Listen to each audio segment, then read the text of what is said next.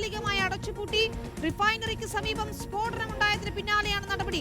വളരെ പെട്ടെന്ന് തൊഴിലാളികളെ സ്ഥലത്തു നിന്ന് മാറ്റുകയും ചെയ്തു. സൗദി അറേബ്യയിലെ പ്രധാന എണ്ണ ശുദ്ധീകരണ കേന്ദ്രങ്ങളിൽ ഒന്നാണ് റാസ് തനുര. റിഫൈനറി അടച്ചത് മേഖലയിലെ ഊർജ്ജ പ്രതിസന്ധി കൂട്ടുമോ എന്ന് ആശങ്കയുണ്ട്. ഈ ദൃശ്യങ്ങൾ ആദ്യം പുറത്തുവിട്ടത് റിപ്പോർട്ടറാണ്. അവിടെ നിന്ന് തൊഴിലാളികളെ ഒഴിപ്പിക്കുന്ന എക്സ്ക്ലൂസീവ് ദൃശ്യങ്ങളാണ് നമ്മൾ കാണുന്നത്.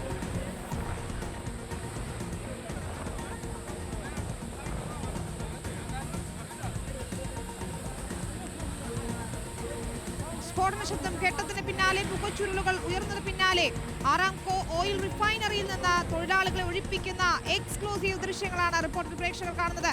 സൈകുമാറാണ് ചേരുന്നത് വാർഡസ്കിൽ നിന്ന്. സൈകുമാർ, നമ്മൾ രാവിലെ തന്നെ ഈ വാർത്തയും ദൃശ്യങ്ങളും പുറത്തുവിട്ടതാണ്. അതൊരു സ്ഫോടനം ഉണ്ടായതാണോ അതല്ലെങ്കിൽ ഈ മിസൈലുകൾ തകർത്തപ്പോൾ ഉണ്ടായ തീപിടുത്തമാണോ എന്നൊക്കെയുള്ള സംശയങ്ങൾ ഉണ്ടായിരുന്നു. ഏതായാലും ഈ യുദ്ധം ഗൾഫ് മേഖലയിലേക്ക് വ്യാപിക്കുമ്പോൾ അല്ലെങ്കിൽ ഇറാൻ തിരിച്ചടിക്കുമ്പോൾ വലിയ ആശങ്കയും അതുതന്നെയാണ്. എണ്ണ ശുദ്ധീകരണ കേന്ദ്രങ്ങളിൽ ഉൾപ്പെടെ എന്താകും സാഹചര്യം എന്നത് തന്നെയാണ് ഇപ്പോൾ സൗദി അറേബ്യയിൽ നിന്ന് വരുന്ന ഏറ്റവും പുതിയ അപ്ഡേറ്റ് എന്ന് പറയുന്നത്.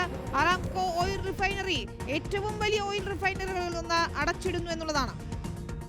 വിനീത, അങ്ങേയറ്റം ആശങ്കപ്പെടുത്തുന്ന റിപ്പോർട്ടാണ് രാവിലെ നമ്മൾ നൽകിയത്. സൗദി അറേബ്യയിലെ പ്രധാനപ്പെട്ട ഓയിൽ റിഫൈനറി കേന്ദ്രമാണ് അരാംകോയിലെ റാസ് തനുര ഓയിൽ റിഫൈനറി. അതിനടുത്തൊരു സ്ഫോടനമുണ്ടാകുകയും വലിയ രീതിയിൽ ഒരു പരിഭ്രാന്തി ഉണ്ടാകുന്ന ഒരു സാഹചര്യം ഉണ്ടായി. ഉടനെ തന്നെ തൊഴിലാളികളെ അവിടെ നിന്ന് മാറ്റുകയും ചെയ്തു. ആ ദൃശ്യങ്ങളടക്കമാണ് നമ്മൾ കൊടുത്തത്. ഇപ്പോൾ അന്തർദേശീയ മാധ്യമങ്ങളടക്കം അവിടുത്തെ കൂടുതൽ ദൃശ്യങ്ങൾ പുറത്തുവിടുകയാണ്. ഇതിപ്പോൾ താൽക്കാലികമായി അവിടെ നിന്ന് അതിൻ്റെ പ്രവർത്തനം നിർത്തുകയാണ്. മേഖലയിലെ പ്രധാനപ്പെട്ട ഓയിൽ കേന്ദ്രമാണ്. അതുകൊണ്ട് തന്നെ നിലവിൽ തന്നെ ഇന്ധന പ്രതിസന്ധി വലിയ രീതിയിൽ രൂക്ഷമാകാനുള്ള ഒരു സാധ്യതയുണ്ടെന്നുള്ള വിലയിരുത്തലുണ്ട്. അതിനിടയിലാണ് സൗദിയിലെ അരാംകോയിലെ റാസ് തനുര ഓയിൽ റിഫൈനറി താൽക്കാലികമായി അടച്ചിടുകയും ചെയ്യുന്നത്. അത് ഏതെങ്കിലും തരത്തിലൊരു ഊർജ്ജ പ്രതിസന്ധിക്ക് കാരണമാകുമോ എന്ന ആശങ്ക നിലവിൽ തന്നെയുണ്ട്. പക്ഷേ ഇപ്പോൾ അത് പ്രവർത്തിക്കാൻ കഴിയാത്തൊരു സാഹചര്യമുണ്ട്. അതുകൊണ്ട് താൽക്കാലികമായി അത് അടച്ചിടാനാണ് ഇപ്പോൾ തീരുമാനം. നിലവിൽ അതിൻ്റെ പ്രവർത്തനം നടക്കുന്നില്ല.